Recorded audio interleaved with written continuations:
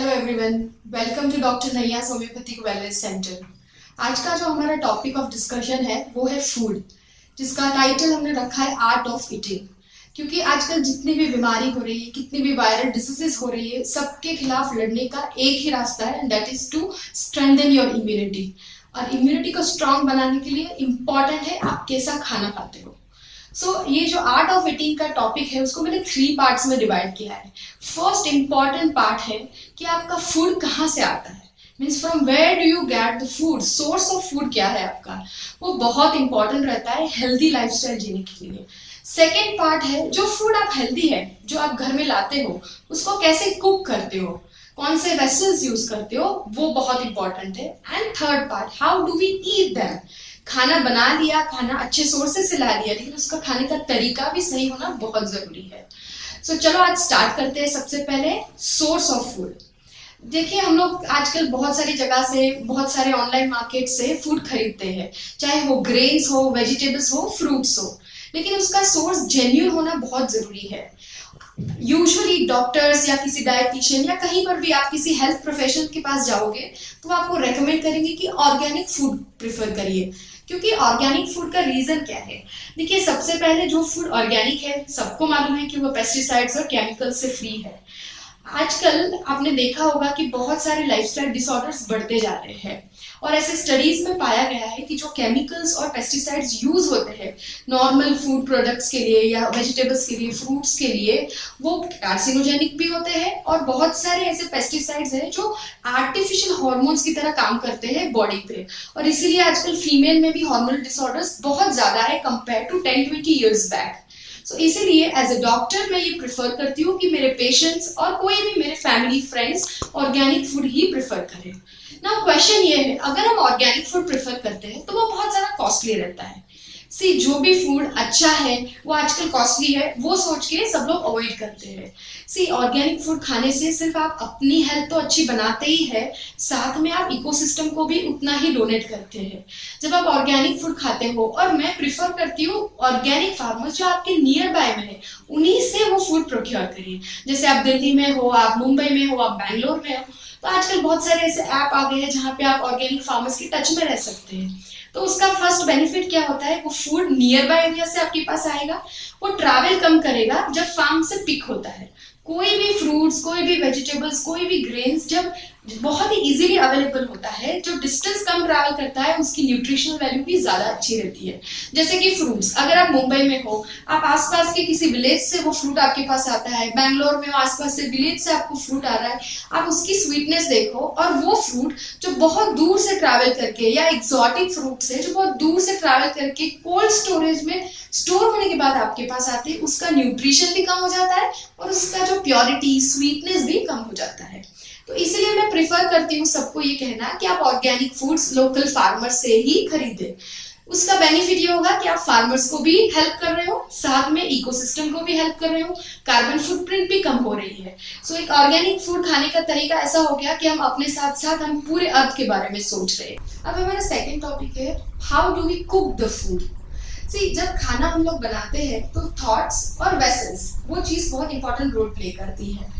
अब सबसे पहले थॉट्स की बात करते हैं। जब भी आप फूड कुक करते हो तो थॉट्स है, जब आप जब हैप्पी मूड में होते हो और जब खाना बनाते हो तब उसका टेस्ट अलग रहता है। किसी दिन आप फ्रस्ट्रेटेड हो, काम का बोझ है, फ्रस्ट्रेशन के अंदर खाना बनता है तो उसका टेस्ट अलग रहता है, राइट?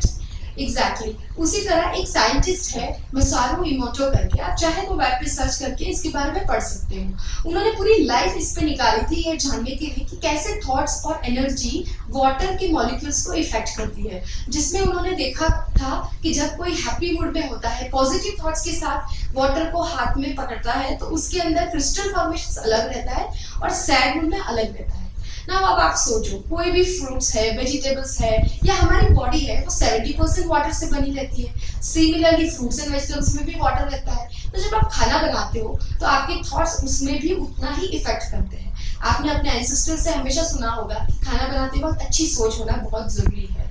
अभी ये टॉपिक ऑफ डिस्कशन हमारा इस टाइम पे इसलिए है क्योंकि जब आप पॉजिटिव थॉट से खाना बनाते हो वो आपकी ओवरऑल हेल्थ, आपकी फैमिली की ओवरऑल हेल्थ को अफेक्ट करता है।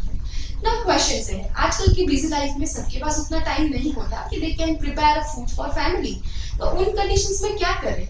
ये if you have a cook और मेड एट होम जो खाना बनाती है, तो क्या उनकी हेल्थ अच्छी नहीं हो सकती? बिल्कुल हो सकती है। देखिए, अगर आप मंडे टू फ्राइडे खाना नहीं बना सकते, लेकिन सैटरडे या वंस इन अ वीक अगर आप खुद से खाना बनाते हो, आपकी फैमिली को साथ में लेके एक हैप्पी मूड में खाना बनाते हो, तो उससे भी आपके बच्चों के, आपके फैमिली की हेल्थ पे इफेक्ट होगा। One positive thought is enough to kill 1000 negative of thoughts, ऐसा कहीं पर मैंने पढ़ा था। एग्जैक्टली अगर आप पूरा वीक नहीं कर सकते तो एक दिन तो डेफिनेटली अपनी फैमिली और हेल्थ के लिए निकाल ही सकते हैं। नाउ, जब आप खाना बनाते हो तो वेसल्स भी बहुत इंपॉर्टेंट है। जैसे नॉन स्टिक्स स्ट्रिक्टली अलाउड नहीं है, बिकॉज वो बहुत ज्यादा खराब रहता है और हमें अवॉइड ही करना चाहिए फॉर अ हेल्दी लिविंग। आजकल आपने आयरन में देखा है, बहुत सारे आयरन की वेराइटीज के मिल जाते हैं आपको, जिसमें एक और है सोप स्टोन वेसल्स जो मैंने यहाँ पे रखा हुआ है।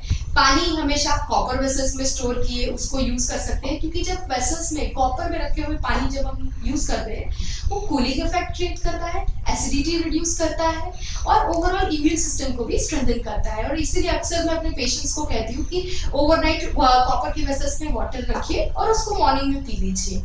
सेकेंड, किड्स के लिए सिल्वर इज बेस्ट। ये एंटी माइक्रोबायल भी है और ये इम्यूनिटी बूस्टर्स का भी काम करता है।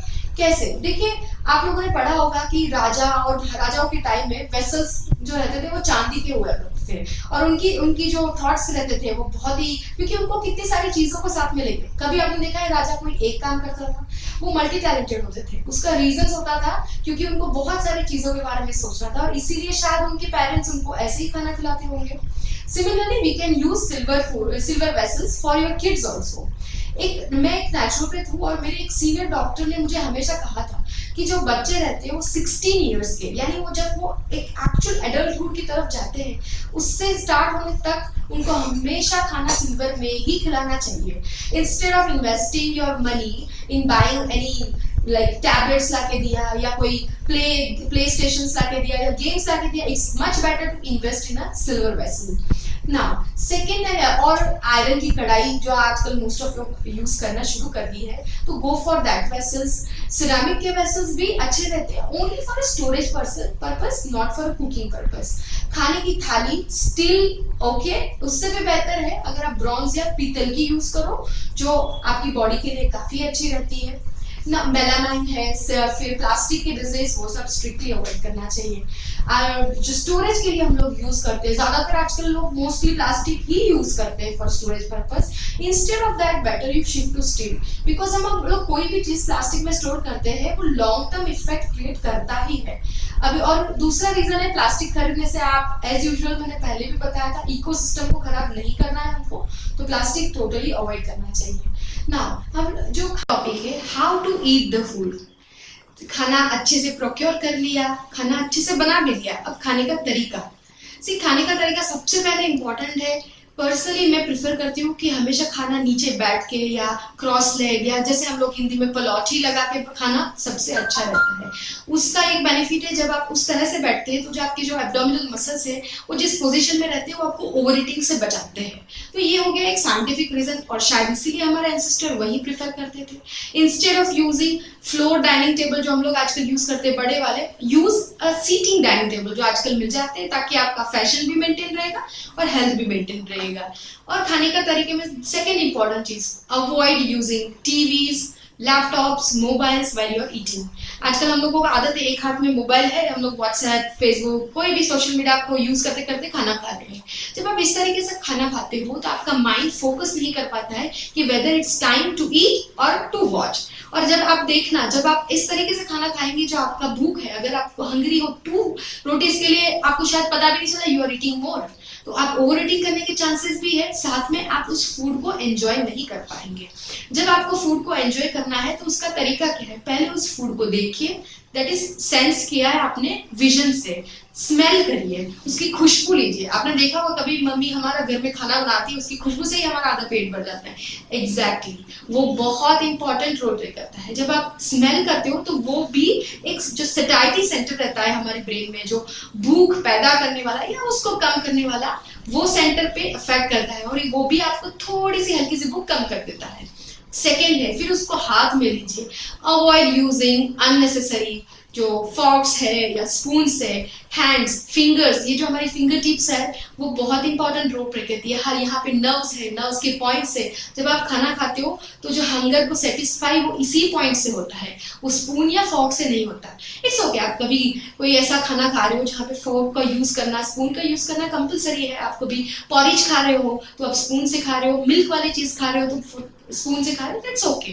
बट स्पेशली जैसे राइस है, रोटी है, सब्जी है, prefer to use your hands, use your touch sensation, right. अब जब खाना खाते हो, आप क्रॉस लेग में बैठे हो, आप टीवी अवॉइड कर रहे हो, आप अच्छे से खा रहे हो, और उस दिन जो आपको सेटिस्फेक्शन होगा वो देखिए, और तब देखिए जब आप कंटिन्यूस मूवीज देखते हुए खाना खा रहे हो, इट विल डिफर। नाउ जब ईटिंग के टाइम, मैंने हमेशा अपने पेशेंट्स को कहती हूँ हैप्पी चैटिंग आवर्स कहते हैं उसको। हैप्पी चैटिंग आवर्स मतलब जब आप फैमिली साथ में बैठ के खाना खाते हो, अगर आप मान लो आप लेट घर आ रहे हो, आपकी फैमिली ने ऑलरेडी खाना खा लिया, तो at least you can sit with them और उनसे बात कर सकते हो। हम लोग क्या करते हैं, ऑफिस से लेट आए या काम हो गया तो हम लोग न्यूज लगा के खाना प्रेफर करते हैं, और आजकल न्यूज में हम लोग क्या देखते हैं, only troubles. We don't see anything which gives you happiness। तो वो उस तरीके से खाना खाने का तरीका का कोई फायदा ही नहीं है। तो प्रिफर करिए, आप अपने किड्स अगर घर में है तो उनसे बातें कीजिए कि पूरे दिन उन्होंने क्या किया।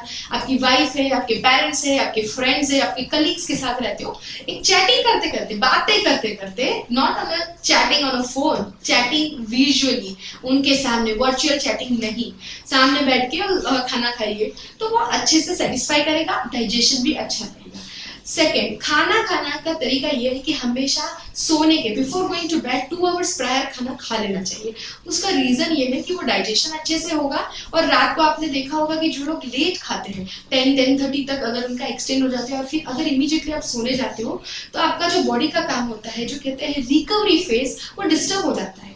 यूजुअली हमारे जो हार्मोन्स रहते हैं, स्पेशली थायराइड हार्मोन जो बहुत इंपॉर्टेंट रहता है इन सब चीजों के लिए, मेटाबॉलिज्म के लिए, वो 10:30-11 o'clock के बाद ही वो एक्टिव फेज में रहता है। यानी उसका सिंथेसिस का काम, उसका जो हार्मोन्स बनाने का काम, वो सब रात को एक्टिव फेज में रहता है। अगर आप उस ड्यूरेशन पे टीवी देख रहे हैं, खाना लेट खा रहे हैं, तो हमारी जो पूरी एनर्जी, ब्लड सर्कुलेशन, सबका फोकस हो जाएगा वो खाना डाइजेस्ट करने के लिए, तो वो डिस्टर्ब हो जाएगा। और इसीलिए हम लोग ने देखा है कि जो लोग लेट खाते हैं, खाने के बाद तुरंत सो जाते हैं, वो मॉर्निंग में एक ईज के साथ उठ नहीं पाते हैं, बहुत ही लेजी फील होते हैं, हैप्पी नहीं रहते हैं। तो आई से अवॉइड ईटिंग लेट नाइट्स, और बिफोर 8 तो बहुत अच्छी बात है, लेकिन अगर आप लेट हो रहे हो तो 2 hours prior to sleep. Now खाने के बाद इमीडिएटली क्या करना चाहिए, मैं एज अ डॉक्टर प्रेफर करती हूँ कि खाने के इमीडिएटली वाटर नहीं लेना चाहिए, एटलीस्ट 20 to 30 मिनट्स का गैप होना चाहिए, उसके बाद ही वाटर का इंटेक करना चाहिए। And before going to bed avoid any munchies और वेफर्स और चॉकलेट्स एंड आइसक्रीम, जो आजकल लोगों की हैबिट हो गई है। तो ये इस तरीके का खाना is very bad. Thank you for watching, stay happy, stay healthy.